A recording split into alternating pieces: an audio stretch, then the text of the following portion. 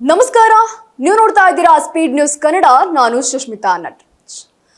ವೀಕ್ಷಕರೇ, ಇವಾಗ ನಾವು ಹೇಳುವಂತ ಸ್ಟೋರಿನ ನೀವು ಕೇಳಿದ್ರೆ ನಿಜಕ್ಕೂ ಇಂಥ ಸಿಲ್ಲಿ ಮ್ಯಾಟರ್ಗೆ ಕೊಲೆ ಆಗುತ್ತಾ ಅಂತ ಯೋಚನೆ ಮಾಡ್ತೀರಾ.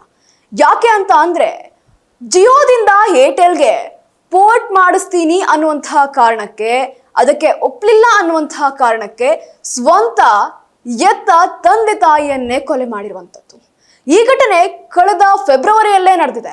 ಆದ್ರೆ ಇದೀಗ ಈ ವಿಚಾರಕ್ಕೆ ಸಂಬಂಧಪಟ್ಟಂತೆ ಒಂದಷ್ಟು ಮೇಲ್ವಿಚಾರಣೆಯನ್ನ ನಡೆಸಿ ಇದೀಗ ಇದಕ್ಕೆ ಸಂಬಂಧಪಟ್ಟಂತೆ ಕೊಲೆ ಯಾರು ಮಾಡಿದ್ದು ಅನ್ನೋದು ಇದೀಗ ಹೊರಬಿದ್ದಿರುವಂಥದ್ದು.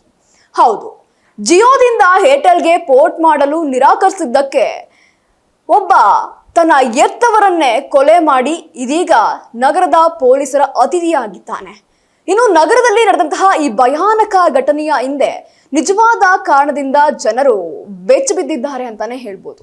ಯಾಕೆ ಅಂತ ಅಂದ್ರೆ ಕೇವಲ ಸಿಮ್ ಪೋರ್ಟ್ ವಿವಾದ ಅಥವಾ ಸ್ಟಾರ್ಟ್ಅಪ್ ಹಣದ ವಿವಾದವು ಅಂತಿಮವಾಗಿ ಪೋಷಕರನ್ನ ಕ್ರೂರವಾಗಿ ಹತ್ಯೆ ಮಾಡಲು ಕಾರಣವಾಯಿತಾ? ನಿಜವಾಗ್ಲೂ ಇನ್ನು ಫೆಬ್ರವರಿಯಲ್ಲಿ ನಡೆದಂತಹ ಈ ಕೊಲೆಗಳ ಹಿಂದಿನ ಕಾರಣಗಳನ್ನ ಪೊಲೀಸರು ಇದೀಗ ಬಹಿರಂಗಪಡಿಸಿದ್ದಾರೆ. ಸಾಫ್ಟ್ವೇರ್ ಇಂಜಿನಿಯರ್ ಆಗಿರುವಂತಹ ರೋಹನ್ ತಮ್ಮ ಜಿಯೋ ಸಂಖ್ಯೆಯನ್ನ ಏರ್ಟೆಲ್ಗೆ ಬದಲಾಯಿಸಲು ಬಯಸಿರ್ತಾರೆ. ಆದ್ರೆ ನಿವೃತ್ತ ನೌಕಾಪಡೆಯ ಅಧಿಕಾರಿಯಾಗಿದ್ದಂತಹ ಅವರ ತಂದೆ ಇದಕ್ಕೆ ಒಪ್ಪಿರಲಿಲ್ಲ. ಫೆಬ್ರವರಿ 11ರಂದು ಈ ಸಣ್ಣ ವಿಷಯವೂ ಸಹ ತಂದೆ ಮತ್ತು ಮಗನ ನಡುವೆ ತೀವ್ರ ವಾಗ್ವಾದಕ್ಕೆ ಕಾರಣವಾಗಿತ್ತು. ಇದು ಅಂತಿಮವಾಗಿ ತಂದೆಯ ಕೊಲೆಗೆ ಕಾರಣ ಆಗ್ಬಿಡುತ್ತೆ. ಅಮೆರಿಕದಲ್ಲಿ ಆರ್ಟಿಫಿಷಿಯಲ್ ಇಂಟೆಲಿಜೆನ್ಸಿ ಅಧ್ಯಯನವನ್ನ ಮಾಡಿದಂತಹ ರೋಹನ್ ಸ್ವಂತ ಸ್ಟಾರ್ಟ್ಅಪ್ ಅನ್ನ ಪ್ರಾರಂಭಿಸಲು ಬಯಸಿರ್ತಾರೆ. ಇದಕ್ಕಾಗಿ ಆತ ತಮ್ಮ ತಂದೆಯಿಂದ 10 ಲಕ್ಷ ರೂಪಾಯಿ ಹಣವನ್ನ ಕೇಳಿರ್ತಾರೆ. ಆದ್ರೆ ಅವರ ತಂದೆ ಹಣವನ್ನ ನೀಡಲು ನಿರಾಕರಿಸಿದಂತಹ ಕಾರಣ ಆತ ಕೋಪಗೊಂಡು ಸಾಕಷ್ಟು ರೀತಿಯ ಒಂದಷ್ಟು ನಿರ್ಣಯವನ್ನ ತೆಗೆದುಕೊಳ್ತಾರೆ. ಇನ್ನು ಅವರ ತಂದೆ ಹೇಳಿದಿಷ್ಟೇ, ಮೊದಲು ಕೆಲಸವನ್ನ ಹುಡ್ಕೋ, ಅದಾದ ನಂತರ ಒಂದಷ್ಟು ಐಡಿಯಾಗಳು ನಿನಗೆ ಬಂದ ಮೇಲೆ ನೀನು ಸ್ಟಾರ್ಟ್ಅಪ್ನ ಸ್ಟಾರ್ಟ್ ಮಾಡು ಅಂತ ಹೇಳಿರ್ತಾರೆ. ಅದರ ಜೊತೆಗೆ ಈ ಸ್ಟಾರ್ಟ್ಅಪ್ ವಿಚಾರದ ಜೊತೆಗೆ ಸಿಮ್ ಕಾರ್ಡ್ ವಿವಾದ ಕೂಡ ಸ್ಟಾರ್ಟ್ ಆಗುತ್ತೆ. ಈ ಎರಡು ಆರ್ಥಿಕ ಸಮಸ್ಯೆ ಸಹ ಅವನ ಕೋಪವನ್ನ ಮತ್ತಷ್ಟು ಹೆಚ್ಚಿಸಿದೆ. ಈ ಕೋಪ ಇದೀಗ ತಂದೆ ತಾಯಿಯನ್ನ ಕೊಲೆ ಮಾಡುವಂತಹ ಮಟ್ಟಕ್ಕೆ ಹೋಗಿ ನಿಂತಿರುವಂಥದ್ದು. ಇದೆಲ್ಲ ಆದ ನಂತರ ರೋಹನ್ಗೆ ಮಾನಸಿಕ ಅಸ್ವಸ್ಥತೆ ಇದೆ ಅಂತ ಪೊಲೀಸರು ಶಂಕಿಸಿರ್ತಾರೆ.